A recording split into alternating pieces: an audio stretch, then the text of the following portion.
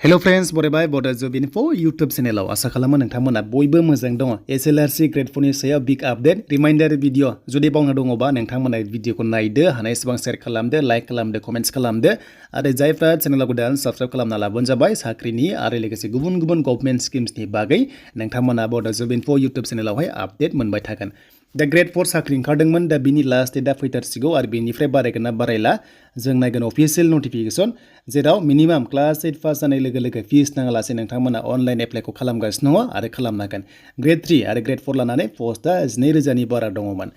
दा जोङो आसाम स्टेटनि पर्टेलाव फैबाय आरो बेयावनो अनलाइना जागासिनो दङ लास्ट डेट बारा गोबाव गैला दा बे GRADE-4 आवहाय जायफ्रा भिडिअ नायाखै बेसेबां क्वालिफिकेशन नांगौ जों डिटेल्सखौ नायगोन बेखायनो जों अफिशियेल नटिफिकेशन बेयाव डाउनलोड खालामबाय फिन खनसेबाव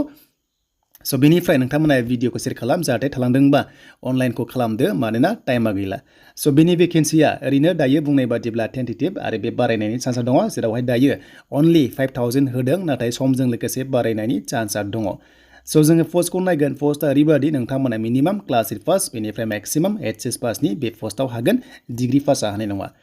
दा फार्स्टनि पस्टआव केटेगरि 1 आव नायोबा नोंथांमोननि 1060 पस्टआ दङ आरो बेयाव एप्लाइ खालामबा नोंथांमोननि क्वालिफिकेशना जाहैबाय सिम्पल 10 पास मिनिमाम 10 पास बेयाव HS पाससिम हागोन 10 पासनिफ्राय HS पासआ हाजोबगोन नाथाय क्लास 8 पासआ बे पस्टआव केटेगरि 1 आवहाय बेयाव हानाय नङा दा बेवहाय मिनिमाम 8 पास जाथारनाया हानाय नङा नाथाय क्लास 10 पास खालामथारनांगोन होमबासो हागोन एन्ड सेकेन्ड पस्टआवबो क्लास 10 पास जानांगोन लोगोसे ITI थानांगोन होमबासो हागोन एन्ड नोंथांमोना जुदि क्लास 10 पास ITI दङबा स' बे मोननैबो पस्टआव हागोन जायफ्रा 10 पास खालामनाय ITI दङ नाथाय ITI गैयाबा अनलि 1 केटेगरि पस्टआव 1060 आव हागोन एन्ड 3 नाम्बाराव फैबाय बेनो जाबाय क्लियारलि बुजिदो 1950 पस्टआव नोंथांमोननि मिनिमाम फरायनाया क्लास 8 पास क्लास 8 पास जा 10 पास जा HS पास जा नोंथांमोना बे 3 नाम्बाराव गासैबो हाजोबगोन नाथाय GRADE-4 आव डिग्री पासआ हाया जुदि डिग्री पासआ एप्लाइ खालामनानै जुदि फिउचार लेभेलाव हमजायोबा स' साख्रिनिफ्राय डिसमिस जागोन आरो बेसेबां बेथन मोनदोंमोन बेखौबो होफिननांगौ जानो हागौ स' बेखायनो जायफ्रा डिग्री पास एप्लाइ खालामनाङा मानोना गाइडलाइन्सआव बुंखादों जे नोंथांमोना बेखौ एप्लाइ खालामनो मोना होननानै थ' फिउचार लेभेलाव लासै लासैसो भेरिफिकेसन जायो बेयावसो उनावहाय प्रब्लेम जानो हागौ स' बिनिफ्राय नोंथांमोननि भेकेन्सिया बेयो बारायनायनि चान्सआ दङ बे मोनसे टेन्टेटिभ स' बेखायनो जेब्ला एग्जाम जागोन अब्ला फिक्स मोनसे अफिसियेल नटिस फैबावगोन देन बिनिफ्राय बैसो 18 निफ्राय 45 इयार्ससिम जोंनि ST केन्डिडेट्सआ बेयाव हागोन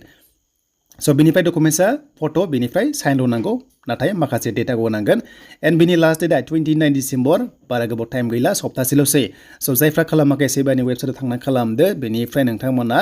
खालामाबा थालांसिगोन बेखायनो एग्जाम फिस नाङालासे नोंथांमोना बेयाव एप्लाइ खालामनो हागोन स' बिनिफ्राय एग्जामा 135 नि एग्जाम बाइबा टेस्टआ नम्बर 5 गासै 140 एबा बाइबा टेस्टआव जुदि 15 लायोबा 150 नि सिलेक्शन प्रसेस जागोन दा फार्स्टआव GRADE-4 आव एग्जाम जागोन स्किल टेस्ट गैया खालि इन्टारभिउ एबा बाइबा टेस्ट जागोन होमबानो बेयाव पास जानानै काट अफ वाइसआवहाय साख्रि मोनहैगोन स' बिनिफ्राय नोंथांमोना बाइबा टेस्टआव गासैबो अरिजिनेल डकुमेन्ट्सखौ लांजोबनांगोन होमबासो एन्ट्रि जागोन नङाबा जानाय नङा देन बिनिफ्राय स' नोंथांमोननि एग्जामा माब्ला जाथावगौ बेनो जाबाय मे जुन जुलाइ बे दान मोनथामनि गेजेराव एग्जाम जानाया सियर मानोना